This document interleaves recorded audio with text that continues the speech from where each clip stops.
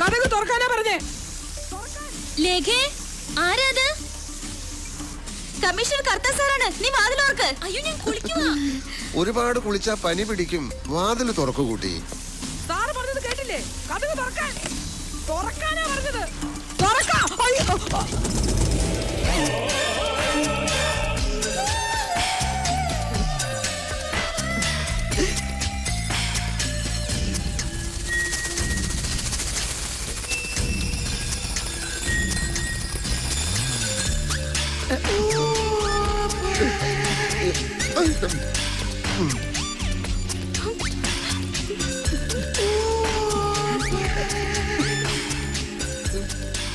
വാതിലടക്കാൻ പറയൂ.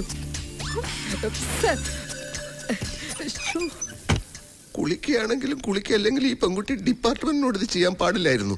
എന്ത് നടപടി എടുക്കണമെന്നും പിടികിട്ടുന്നില്ല.